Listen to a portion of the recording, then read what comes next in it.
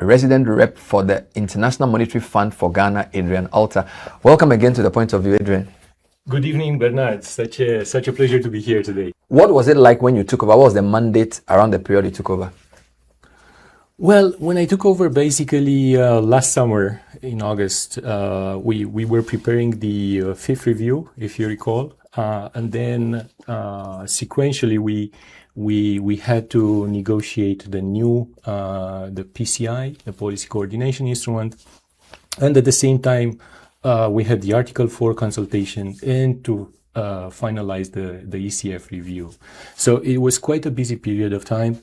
There were a few events in Ghana as well that I had to organize. So it has been quite active. But I'm very lucky because I have a great team here in the ResRep office, and I am very fortunate. So the extended credit facility we signed up 2023. I think it was around May, June. I'm not sure. So that's been 3 years. How do you assess it generally? Because I know you have a big document on it. If you were to give me like a big couple of sentences to summarize the ECF from May 2023 to July 2026, what would be the verdict? So Ghana's recovery has been quite impressive, faster and better than expected. I would say all macroeconomic indicators outperform initial expectations in 2023. And that is quite impressive. This basically reflects both strong policy reforms and ultimately also the favorable external conditions, higher gold prices in particular. So I would say on the macroeconomic stability, inflation came down quite significantly from more than 50% to now less than 5%. Reserves were rebuilt quite markedly from 1 month of import coverage to more than 4 months of import coverage. Most recent data. The growth has been resilient and actually rebounded. We had 6% real growth in 2025. We had 6.4 in the first quarter of this year. And what is important is that growth is now broad-based across all sectors. Debt restructuring has been one of the key pillars. And last but not least, structural reforms. Those helped a lot with the macroeconomic stability. I'm going to put up a chart from page 6 of your 6th review report. Figure 1, development since program approval. And I just wanted a couple of clarifications. So I see gold price index, 2022 being the base here. Clearly, gold price have gone up. Real GDP growth done better than the program projected. Current account that does better. Revenue reserve coverage is better. Exchange rate is better. So public debt is lower. Which of these 6 is the driver? Because you did say some are policy, some are external. So gold price, real GDP, current account, reserve coverage, effective exchange rate, total public debt. If you wanted to explain to our audience which of these charts has been the most critical in the 3-year story, which would it be? So if you are only talking about the outperformance per se, you can see that gold prices are the ones that were actually much higher than expected. And that basically led to higher exports, particularly gold exports, which are now about 60% of total exports. And eventually that led to a much stronger current account balance. The corollary of that is 2 things. One, stronger than expected growth, and reserve accumulation much faster than initially expected. So our target, for instance, at the end of the ECF program was to achieve 3 months of import coverage. We were at the end of 2025 already at about 4 months of import coverage.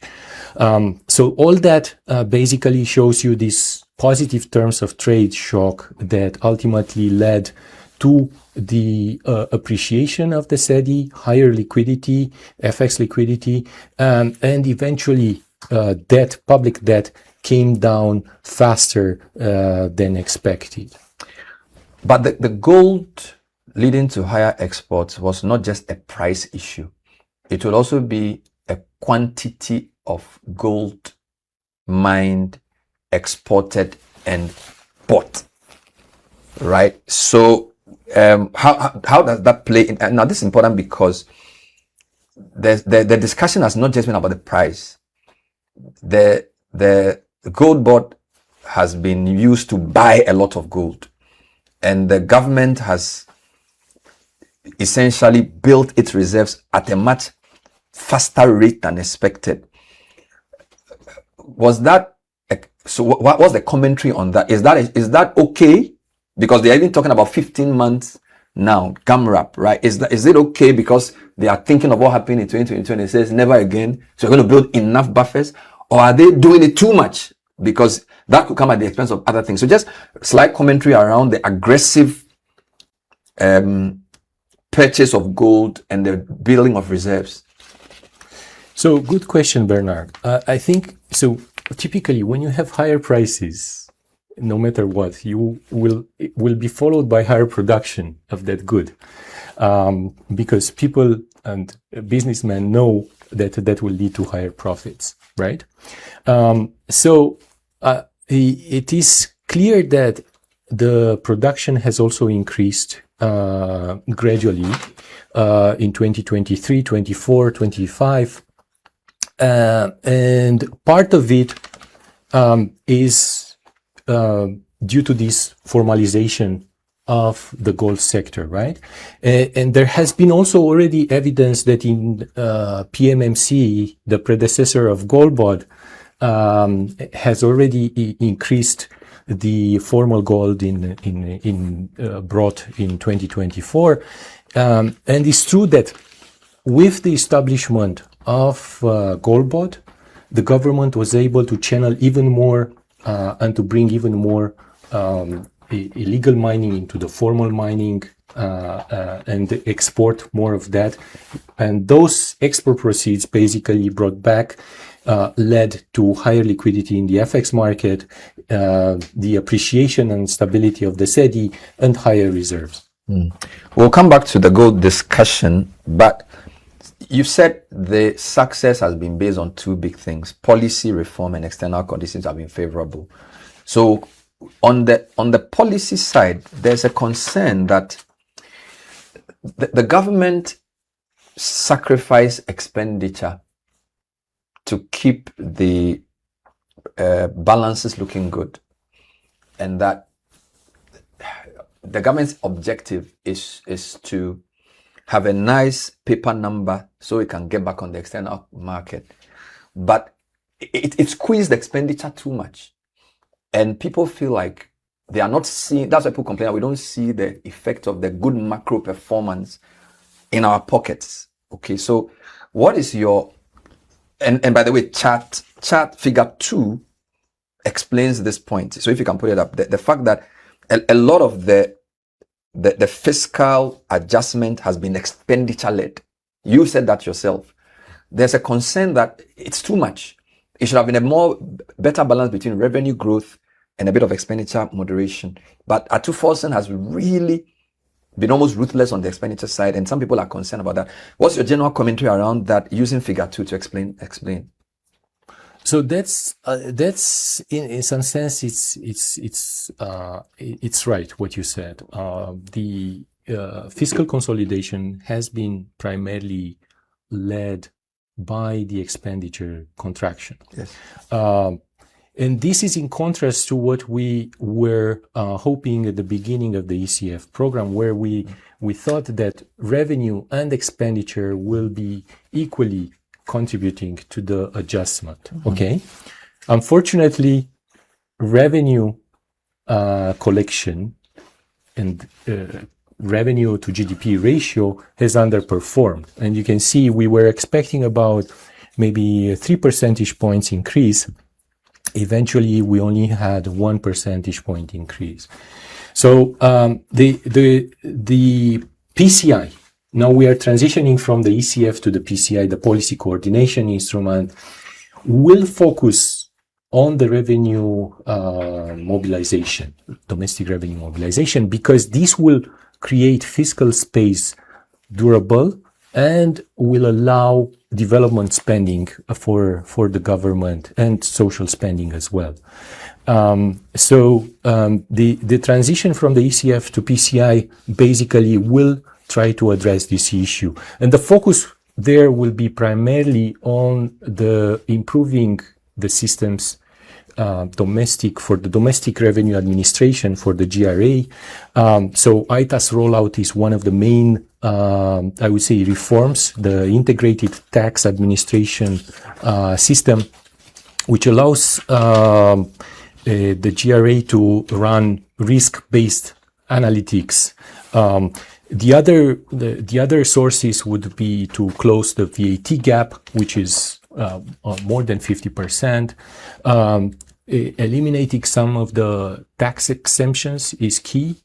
And ultimately, even when you talk about ASM gold, which is currently in the LI, there is a 2% royalty. However, that is not yet collected by the GRA. I'm still on the fiscal side, page 8 of your report, paragraph 6. The 2025 fiscal outcome was stronger than expected. We've addressed this. The primary surplus reached 2.1% of GDP, well above program target of 1.5. My interest is this next statement. This outperformance reflected lower than budgeted energy sector shortfalls and slower than expected capital project execution, partly due to comprehensive special audit of outstanding payables and commitments at end of 2024 and the rescoping of projects. The second part suggests that we sacrifice CAPEX, and CAPEX is critical for its multiplier effect, because if you want an economy to grow in a way that will be job creating, your capital expenditure spend is very important. Some people are concerned about the sacrificing of CAPEX, although you explain that some of that is due to the audit of payables. But the other one is the lower than budgeted energy sector shortfalls. Does that suggest that the energy sector is performing better than you thought? So clarify the energy sector lower shortfalls and also comment on the sacrificing of CAPEX and what that would mean for our long-term sustainable growth. Okay, Bernard. So let me start with the energy sector shortfall. Basically, the government in the 2025 budget had in mind a certain exchange rate. And most of the expenses on the energy side are in dollars, right? Imports of fuel. So fuel suppliers are paid in dollars. All the IPPs are paying in dollars. Contracts. Exactly. So when you translate that into cedis, if the currency appreciates, then there is an improvement. But that is not the only source of this overperformance, if you want. There has been slightly better revenue connection at the ECG. There has been a better implementation of the cash waterfall mechanism. And then also the government has been more careful about the energy mix and trying to reduce the costs of producing electricity. Using domestically produced gas is much better than importing liquid fuel from abroad. So all these measures are, I would say, essential to the sector's profitability and eventually so that's on reducing the fiscal risks to the government. But what about the CAPEX point, that if you're even going to sacrifice expenditure, capital expenditure should not be sacrificed for a developing state like ours, where this is roads, power plants. These are, if you spend money on salaries, I know the labor will not be happy, but it's just consumption. But if you spend money building a bridge, create jobs, people can bring their food into town, roads, rails. So capex so capex is a good measure of your long-term growth prospects. That's my point. So if the finance ministry is squeezing capex, it doesn't bode well for your long-term growth prospects. That's my concern. Is the fund concerned about that? So that's a very good point. And so first, let me clarify why reducing capex was essential. Basically, the government in 2025 inherited a large stock of arrears, and basically it needed to address a much larger fiscal deficit in 2025, right? That was brought from 2024. Basically, to deal with that issue, it had to cut some of the expenditure, and at the same time, it had to put in place much stronger controls, such as the commitment authorization. Yes. Then those measures were primarily to reestablish confidence and trust in the public finances. Yeah. Okay. Now, going forward, the development needs for Ghana are essential, and they are quite large because Ghana is a developing country, and we acknowledge that by relaxing the fiscal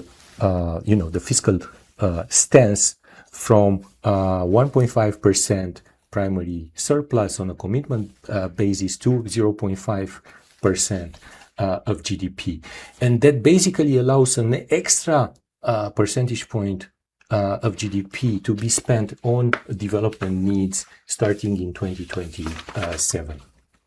So definitely the finance ministry has done well in restoring confidence in the fiscal management. And for those who are interested in that, we'll put the chart up. If you look at figure 6, there's a very interesting figure on audit and review of capital project portfolios, with about a number of them rejected, a number pending validation. That was quite interesting. Finance minister mentioned that in an interview with him as well. This is the point of view. When we come back, we have a couple of big questions for Adrian. How sustainable is the recovery? Right? Because some people feel this is all a gold story. 64% of your export is one commodity. Prices are doing well. So if the prices tank, is that the end for Ghana? So what kind of buffers has the country built around its own recovery to ensure that it doesn't collapse? And then, of course, what are the prospects for other sectors like cocoa sector, the banking sector? The rates have come down from the central bank. Is the banking sector responding enough to give credit to the private sector? These are key issues we'll be looking at. Some of the, I call them progressive forces, labor unions, and they were like, why do you even need to continue with PCI? You've done the ECF, it's fine. You've given us money. We've recovered. What's your problem? Go. So why are you still here with PCI? So on the I would say, okay, let me start with why the transition from the ECF to the PCI is such an important milestone. I would say it's historical. Okay. The ECF basically try to deal with crisis management, and the IMF try to basically help to finance the government, support its policies, help with technical assistance, and also with training, etc. Now, under the PCI, the Policy Coordination Instrument, there is no IMF financing, so everything else still stays. And the PCI basically is a mean for the government's economic program and priorities, to be independently assessed and monitored by the IMF. In fact, is a stamp of approval on the government's policies, and that is important for the government in relationship with development partners, markets, investors, and that will basically make Ghana and Ghanaian government show commitment to the policy reform. So I would say the role of the IMF changes from crisis management support to now helping Ghana maintain the gains, the macroeconomic stability, improve key institutions, continue to build buffers, and at the same time provide structural reforms for inclusive growth and job creation. There's a cynical view that the fund also wants the country to go back to the markets so that after the stabilization of the macro performance with all its concomitant credit ratings, the idea is that the country should go back and raise financing from the international capital markets. Now, some people believe that that should not be the objective of a country.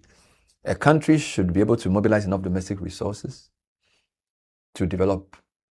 But it seems as if usually what the fund wants to achieve is, well, you've balanced your books, you have a nice figure on paper, you can go back for help from the international capital markets, some of which borrowing took you to the fund in the first place.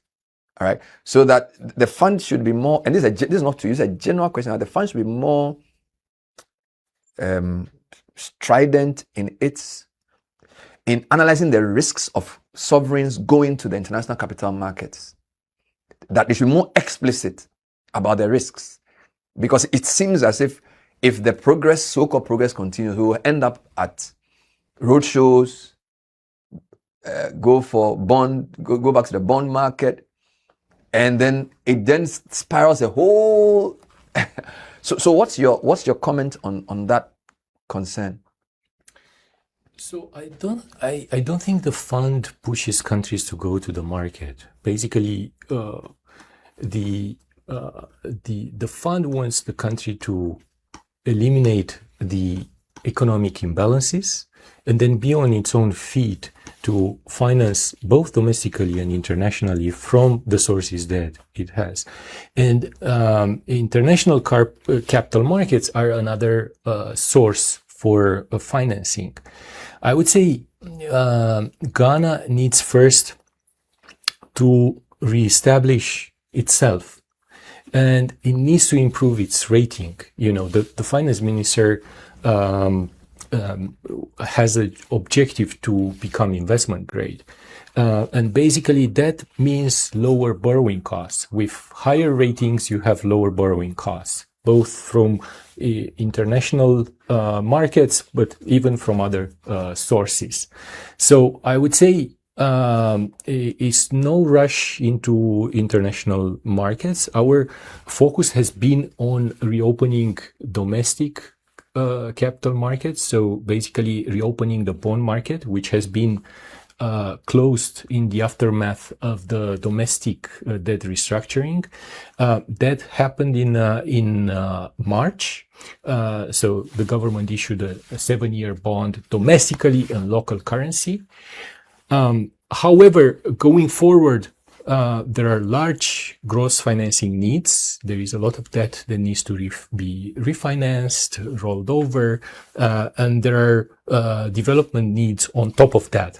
So the government needs to have a strategy, a debt issuance strategy, in order to meet those obligations. So let me press this. So the fund will not force any country to go to the market. So I'm not saying that at all. Indeed, we've been described as moderate risk of debt distress, which means that the fund is concerned about our debt status and does analyze our ability to pay as a very important part of our economic health. My query has to do with whether over many years, the cycle of debt accumulation from capital markets, sometimes at rates that don't make sense, which leads countries on a borrowing binge, all right? Whether the fund has been has pointed that out enough. Okay, that's question one. 1A. So 1B is also around the currency appreciation over the past few months was achieved over the past year was achieved without borrowing more money. Because we've been in this country where we've gone to the international bond market to raise $1 billion for the sole purpose of currency support. So people are like, what's the point? Because you can't support your currency by borrowing forever. So if you're going to come up with a domestic approach, maybe accumulate gold reserves to keep your currency strong for a period to even bring in extra benefits, like what you just pointed out to the electricity tariff issue. Maybe we should probe the benefits of that better and warn countries more around their appetite for borrowing from that the current capital market arrangement, which is why I'm concerned about whether the fund identifies the risk of going to the market and what it does to countries over a long-term period. Okay, Bernard. So let me start from what you said about the rating, and so the DSA, the debt sustainability analysis, basically at the end of the ECF showed that the rating has been upgraded from high risk of debt distress to moderate risk of debt distress, and this is first time after 13 years. So it's a huge achievement, I would say, and it's 2 years before we were expecting that to happen. All macro indicators, all debt sustainability indicators have improved, and they are below the thresholds. Now, if you look at public debt, only central government, it reached 45% of GDP level. Okay, that is also what we hope to achieve in 2034. Which is over the medium term, if you want. Okay. Now, part of the expenses in the government, and now I want to come back to your question about borrowing costs. So a large share of the expenses on the budget side are interest expenses. Okay. About 1/3. Yes. And what the government needs to do is basically to lower those costs to make space, fiscal space, for other development needs, to pay salaries and for social spending. And you mentioned CapEx. So if you want to ramp up CapEx spending, then you need more space in your budget. Part of that CapEx spending can be financed domestically with domestic revenue mobilization, for instance. But domestic revenue mobilization is a very slow animal, as we have seen, right? It moves like a worm. Yeah. So what we need is to ramp up domestic revenue mobilization, and at the same time to get more of the financing savings on the domestic side to be put into government securities and so on. But I would say that that's also the government basically competes with the private sector, and that's where we hope the growth would be led from. The private sector should be the one creating jobs and boosting growth. So part of those resources in the domestic economy are going to the private sector. And we have seen recently private credit increasing even 40% year on year, based on the latest statistics from the Bank of Ghana. Wonderful. Let's just deal with the issue of how sustainable the progress has been. Clearly, the country has done better by end year 2025 than it did in 2022. Even by mid-year 2026, everything is better. You showed that in the initial stage. Some people are concerned that all of that has been the gold story, and that if the prices of gold tumble, we're going to have a problem. So they call it a concentration risk around one commodity. So let's deal with that first. Does the review identify the overdependence on gold, and how does it propose the country reduces its vulnerability to that single commodity as its lead export driver? So first, let me say that the recovery is sustainable if the reform momentum continues. I would say the key risk is policy complacency. Okay.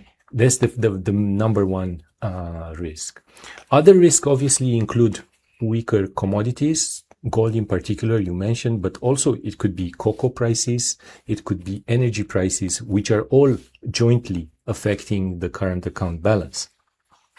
Now, on the other risks that the economy has, we have seen climate shocks also important, and geopolitical tensions can also lead to tightening of global financial conditions, higher energy prices, etc. So I would say there are a multitude, a plethora of risks around us.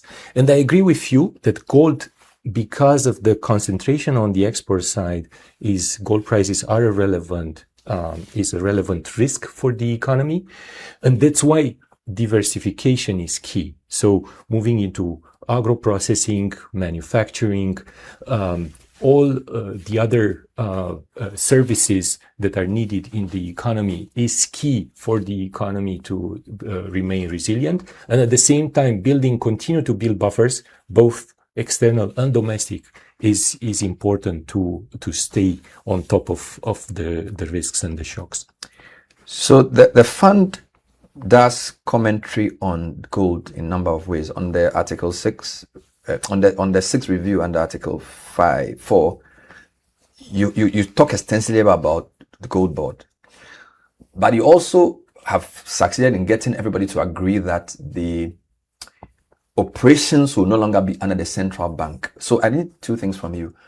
Why is the fund concerned about the Bank of Ghana's sort of bearing the brunt of, I'm not sure if that's the right word. Basically, why should the operations of the Goldbod not be on the books of the Bank of Ghana? Why do you think that the BOG should not do what you call quasi-fiscal operations? Explain that first. Okay, so let's clarify a few things. First, gold plays a central role to the economy, and that helped higher export proceeds, helped with the stabilization of the cedi, helped with rebuilding reserves. Okay, so we have established that. Secondly, the lessons from the domestic gold purchase program are also that we need to be careful about governance, transparency, reporting, and care about the costs incurred by the program. Now, the IMF analysis basically shows that the DGPP throughout its history has led to significant losses to the BOG, which ended up with equity of negative 7% at the end of roughly 7% at the end of 2025. Part of that was driven by the DDP. Part of it was driven by the DGPP, the Domestic Gold Purchase Program. So the main point here is that the central bank cannot be involved in this activity, quasi-fiscal activity, because its balance sheet is deteriorating, and that basically can interfere with its primary mandate, which is price stability. Okay, so how it can interfere is basically the central bank has operational costs, and it has cost for sterilization, and if it decides that this is too expensive, then it affects their balance sheet. They might not do that, and then you will see prices skyrocketing, and that's not something that we want to go back. So we want them to maintain price stability as their primary objective, and that's in the second one is central bank independence. That's key.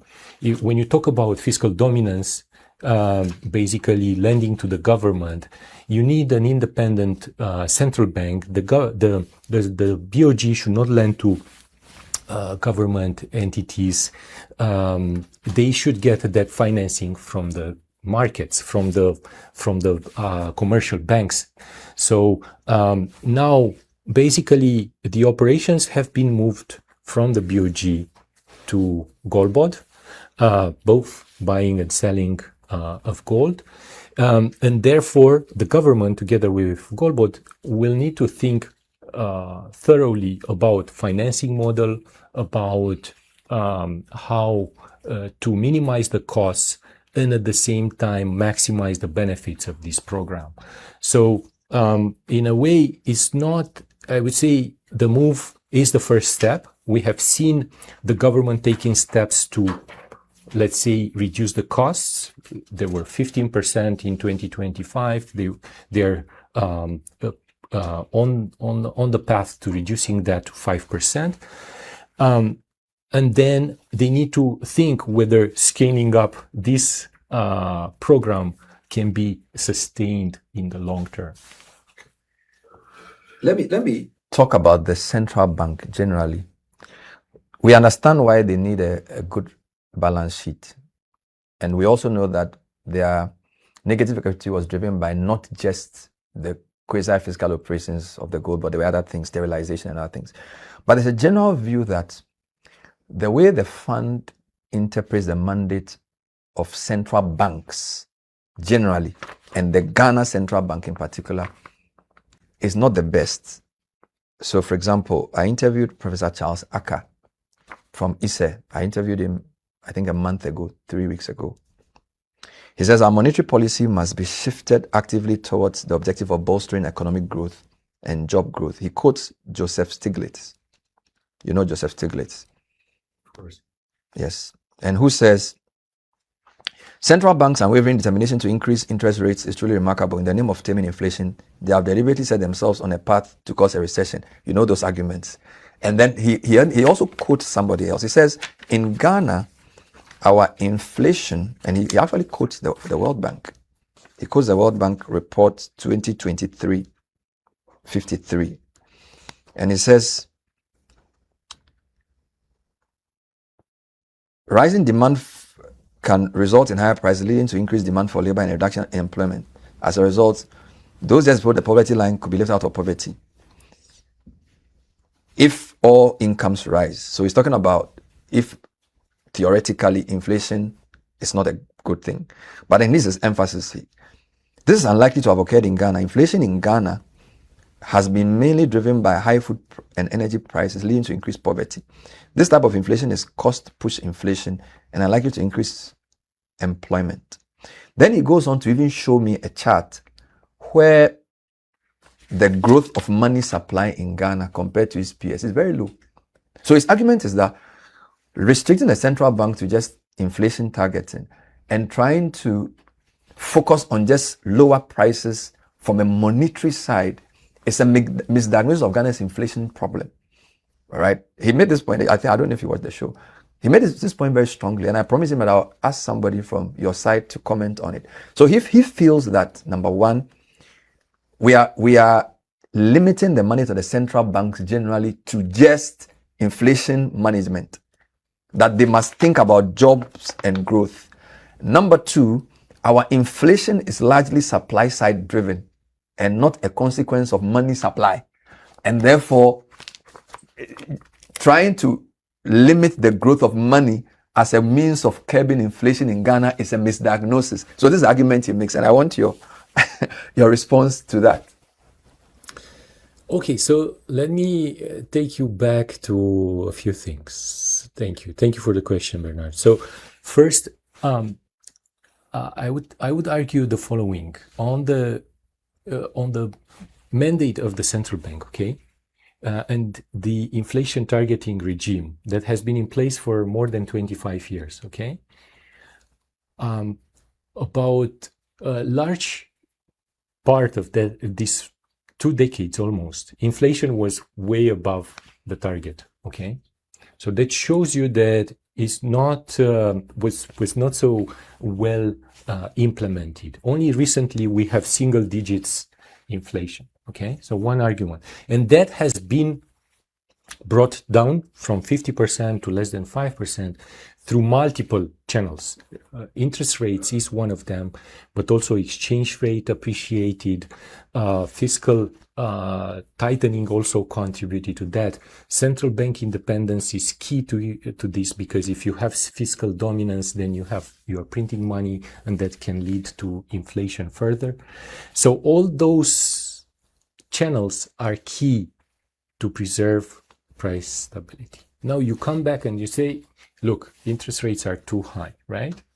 But we have seen that even with high interest rates, growth exceeded 6% this year, okay?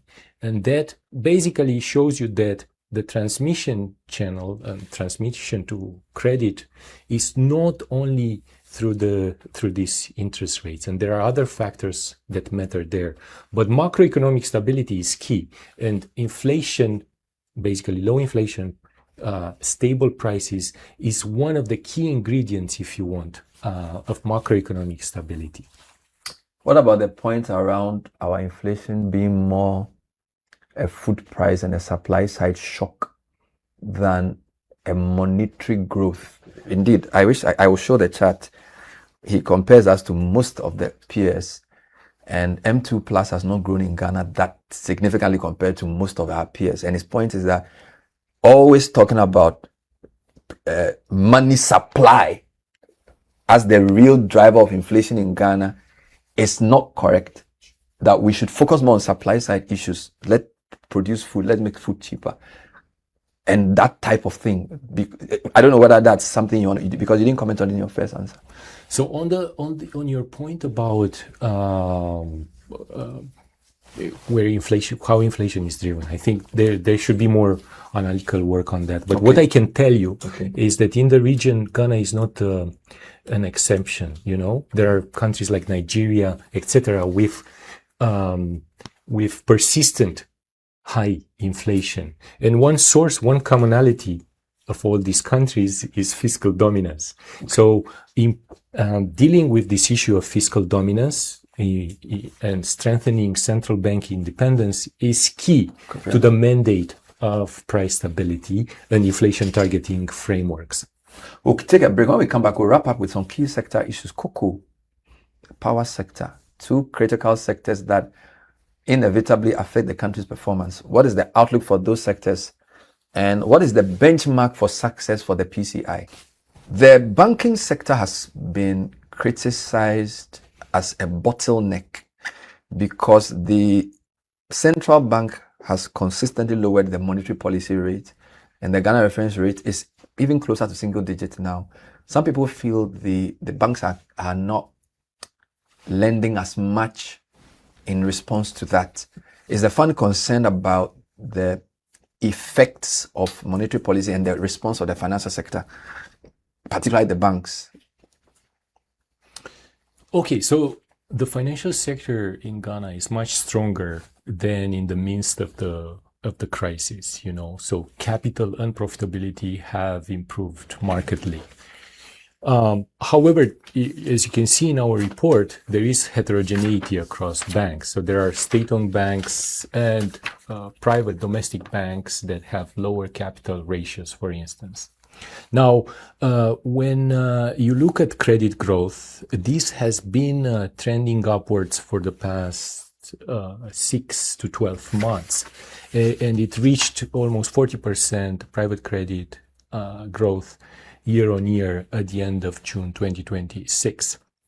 Now, one key constraint, there are two arguments here. One, policy rates came down, okay, and you can see in one of the charts that once monetary policy was eased, you see private credit increasing, and at the same time, the legacy NPLs were a big issue, and the latest numbers, those were 30% on average for state-owned banks, and the average of the system was about 20%, 25%. Now that ratio came down significantly. It's about 16% of total loans. So I would say the banks, with the help of the BOG, are committed to reduce further NPLs, and that will basically make space on their balance sheet to lend to the productive and bankable projects in the economy. What about the cocoa sector? I know the new cocoa bill has generated a bit of controversy. How important is the new reforms for the cocoa sector in making it viable? What are your thoughts on the cocoa sector? So the cocoa sector issues have been persistent for a few years, right? And we have seen in 2025-26, the season 25-26, when prices basically collapsed, that Goldbod was in difficulty of making payments to farmers, to LBCs, and so on. Now, those issues basically came on top of structural inefficiencies at Goldbod. So the new cocoa bill, which basically tries to address some of the issues in the turnaround strategy of Goldbod, are basically referring to the financing model, domestic financing or a mix between domestic and external financing. Second, it's about the pricing, the farm gate pricing, which has to be at least 70% of the free on-board FOB price in the international markets. And then key here is to adjust the price once international prices change significantly, and coordinate with Côte d'Ivoire and other large producers to make sure that there is no smuggling to other countries, reverse smuggling, and so on and so forth. And then on top of that, you have other structural issues, such as the EU deforestation, and other compliance with other guidelines and standards, such that Ghana maintains its edge of quality in the international market. This domestic financing of cocoa is critical there because it reduces again the FX risk, because you have a product that is produced locally and then you go and borrow externally, and if your currency is not that strong, it's difficult.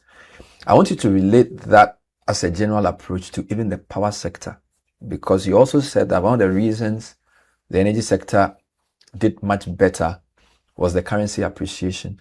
What is the key thing that needs to happen in that sector to reduce our vulnerability and also to diversify our power sources? Because it's been a big problem, the power sector. So what is the funds or the review's commentary around the key things that must happen in the power sector to make it sustainable?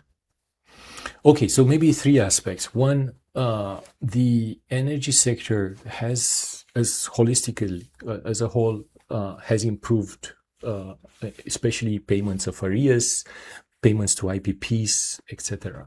That is one first step towards a more sustainable and profitable sector.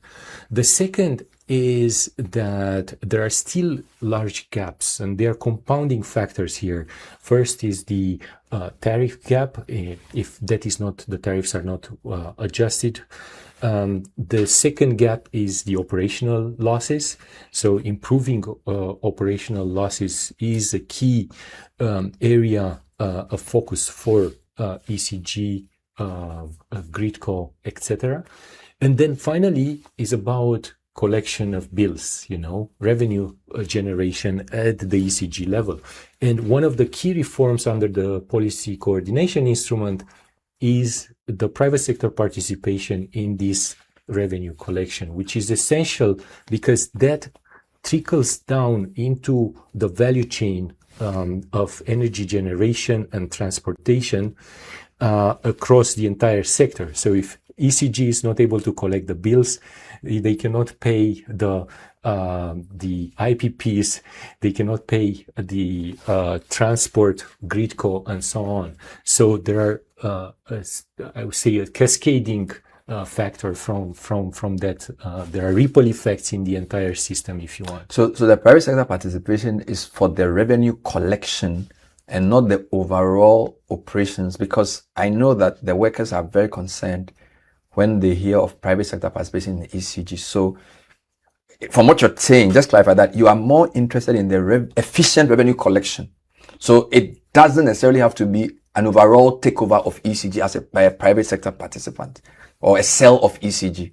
It could be hiving off of the revenue collection side, correct? That is correct, and the government has already hired an advisor on that, and there is a clear timeline to have private sector participation on the revenue collection side only. Obviously, the other issues, operational losses and so on, need to be addressed as well, with private participation or without. Let me end with the future. So PCI has started. The discussion has been held in July.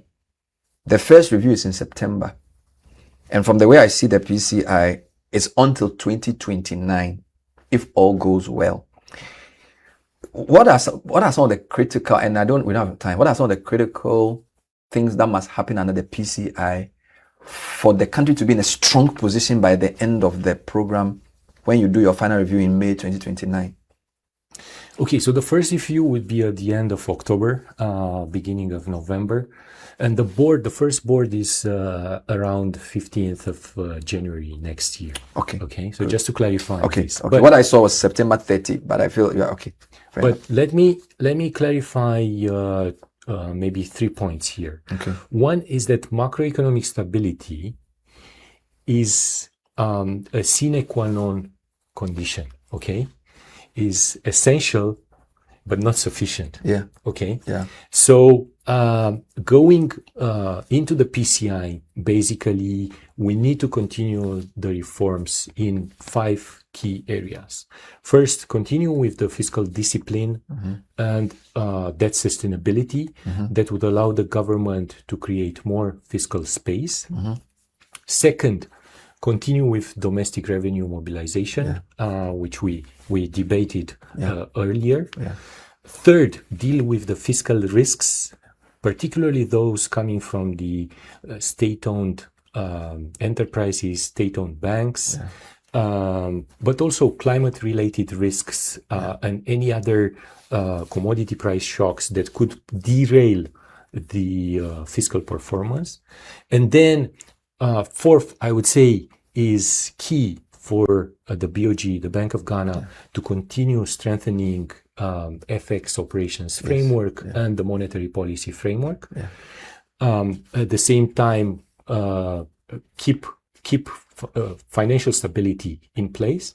And then finally, ultimately, is to advance structural reforms for job creation, inclusive growth, and private-led growth ultimately. Wonderful. Thank you so much. Hopefully we speak again.